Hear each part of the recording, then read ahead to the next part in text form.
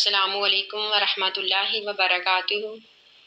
نحمدہ ونصلی علی رسولہ الکریم اما بعد فاعوذ باللہ من الشیطان الرجیم بسم اللہ الرحمن الرحیم ربی اشرح لی صدری ویسر لی امری واحلل عقدۃ من لسانی لیفقہوا قولی۔ اللہ تعالیٰ فرماتے ہیں واتلو علیہم، اے نبی صلی اللہ علیہ وآلہ وسلم، واتلو پڑھیے آپ علیہم ان پر،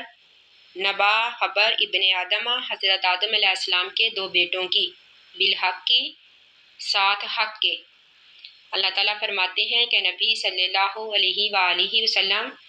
آپ انہیں حضرت آدم علیہ السلام کے دو بیٹوں کا واقعہ ٹھیک ٹھاک بتائیے، یعنی صحیح طریقے سے حق کے ساتھ بتائیے۔ حضرت آدم علیہ السلام کے ان دو بیٹوں کا نام حابیل اور قابیل بتایا جاتا ہے۔ اس جب قربا ان دونوں نے پیش کی قربانن قربانی، اس قربا قربانن جب ان دونوں نے قربانی پیش کی، فتقبلا تو پس قبول کی گئی، من احدہما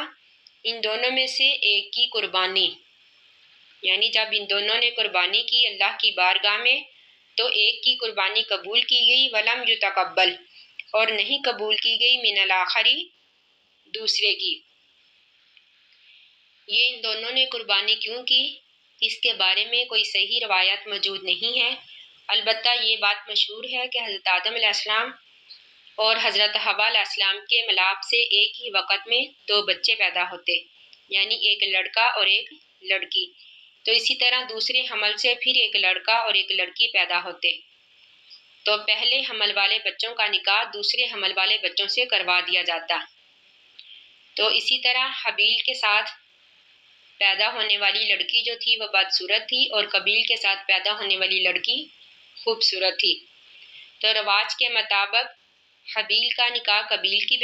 بہن سے اور قابیل کا نکاح حابیل کی بہن سے ہونا تھا، لیکن قابیل یہ چاہتا تھا کہ وہ اپنی بہن کے ساتھ نکاح کرے جو کہ خوبصورت تھی،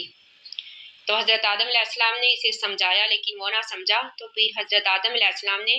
ان دونوں کو اللہ کی بارگاہ میں قربانی پیش کرنے کا حکم دیا،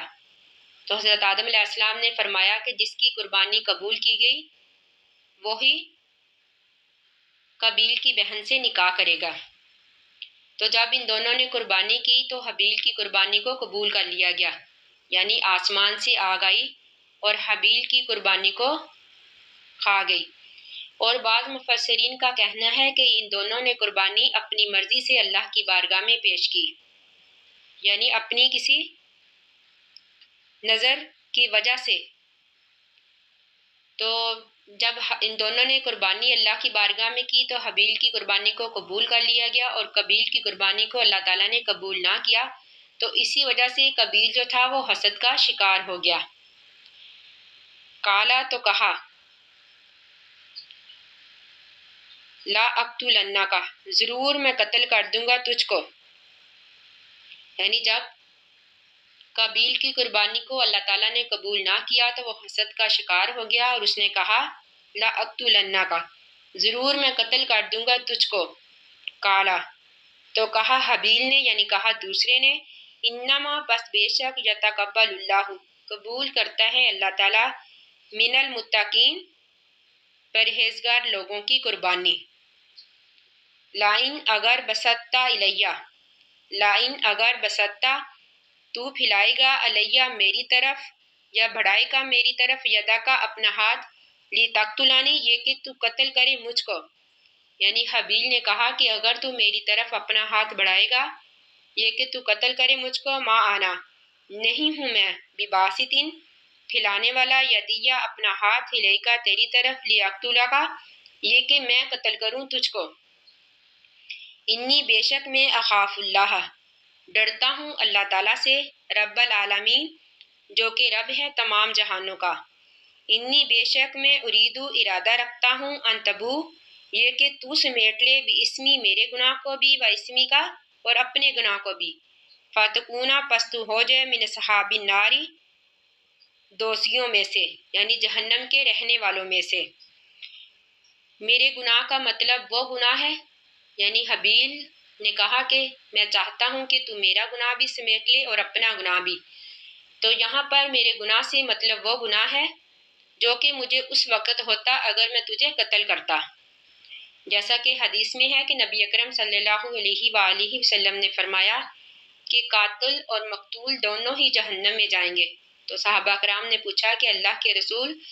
قاتل کا جانا تو سمجھ میں آتا ہے، مقتول کیوں جائے گا؟ تو آپ نے فرمایا کہ وہ بھی اپنے ساتھی کو قتل کرنے کا حریص تھا، یعنی اس کے دل میں بھی یہ خواہش تھی کہ وہ بھی اپنے ساتھی کو قتل کرے۔ تو کہا حبیل نے فتکونا، پس تو ہو جائے من اصحاب الناری، دوستیوں میں سے، وذالکا، اور اسی طرح جزاء الظالمین، بدلہ ہے ظالموں کا، فتبات، پس ابارا لاہو اس کو، نفسہ، اس کے نفس نے، قتل اخیہ، اپنے بھائی کے قتل کرنے پر، یعنی قبیل کے نفس نے اسے ابارا کہ وہ اپنے بھائی کو قتل کرے، فقاتلہ، تو قتل کر دیا اس نے اس کو، فاصبح، پس وہ ہو گیا من الخاسرین، خسارہ پانے والوں میں سے، فبعث اللہ، پس بھیجا اللہ تعالیٰ نے، غراباً، ایک کوے کو،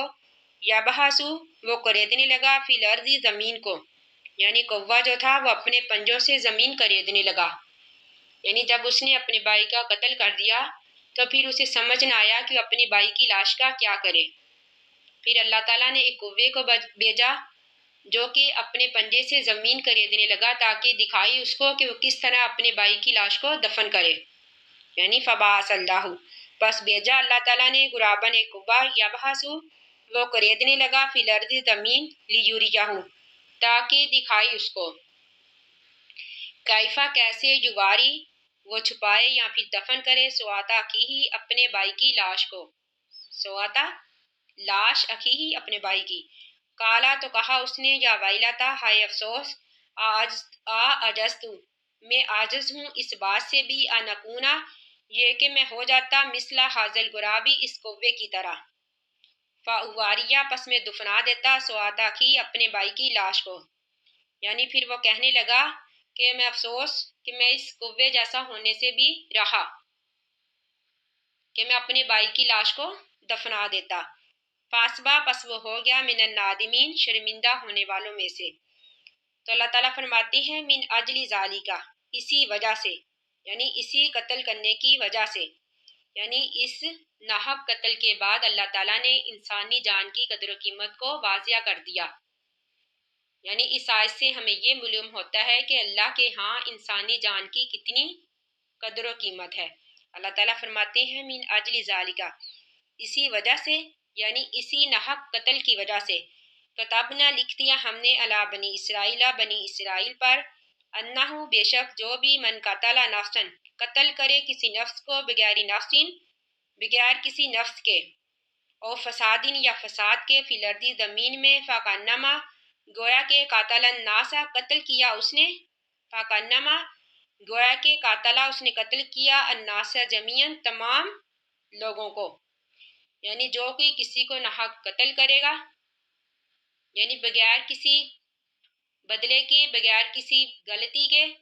یعنی کسی کو ظلماً قتل کرے گا، تو اللہ تعالیٰ فرماتے ہیں کہ گویا کہ اس نے تمام لوگوں کو قتل کیا، یعنی اسے اتنا گناہ اور اتنی سزا ملے گی۔ تو اللہ تعالیٰ فرماتے ہیں ومن احیاہا، اور جس نے زندہ رکھا کسی ایک جان کو، ومن احیاہا، اور جس نے زندہ رکھا اس کو، یہاں پر ہاں سے مطلب جان، یعنی کسی کی جان کو، من احیاہا، اور جس نے زندہ رکھا کسی ایک جان کو، فکانما، گویا کہ، احیا الناس، اس نے زندہ رکھا، الناس جمیعاً، تمام لوگوں کو، یعنی اگر کسی نے کسی کو ناحق قتل ہونے سے بچا لیا، گویا کہ اس نے تمام لوگوں کو بچا لیا، یعنی اللہ تعالیٰ اسے اس قدر اجر و ثواب دیں گے۔ وَلَقَدْ، اور البتہ تحقیق، جاءتہم، آئی ان کے پاس، رسولنا، ہمارے رسول، بالبیناتی، روشن دلائل کے ساتھ، یعنی اللہ تعالیٰ فرماتے ہیں کہ ان یہودیوں کے پاس ہمارے نبی جو تھے روشن دلائل لے کے آئے، واضح نشانیاں لے کے آئے، ثم، پھر، انا، بے شک، کثیرن، بہت زیادہ، منہم، ان میں سے، بعد ذالکا، بعد اس کے، فی الارض، زمین میں، لمسرفون، اسراف کرنے والے ہیں، یعنی اللہ تعالیٰ کی واضح نشانیاں آ جانے کے بعد واضح دلائل آ جانے کے بعد اللہ تعالیٰ فرماتے ہیں سما انا کثیرن منہم، پھر ان میں سے بہت زیادہ لوگوں نے بعد ذالکہ بعد اس کے فی الارض زمین میں لمسرفون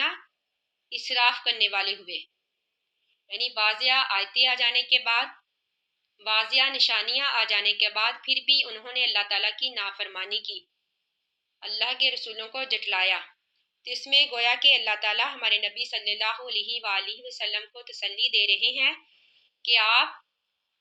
ان پر افسوس نہ کرے، یہ تو ان لوگوں کا طریقہ ہے، ان لوگوں کی عادت ہے، یعنی نبیوں کو جھٹلانے کا، حق بات کو جھٹلانے کا، اس لیے آپ صبر سے کام لیجئے اور اللہ پر توکل رکھیے، بے شک اللہ تعالیٰ توکل رکھنے والوں کو پسند کرتا ہے۔ اللہ تعالیٰ سے دعا ہے کہ ہم نے جو بھی پڑھا اللہ تعالیٰ ہمیں اسے سمجھنے اور اس پر عمل کرنے کی توفیق عطا فرمائے، آمین۔ آخر دعوانا ان الحمد للہ رب العالمین۔ السلام علیکم ورحمۃ اللہ وبرکاتہ۔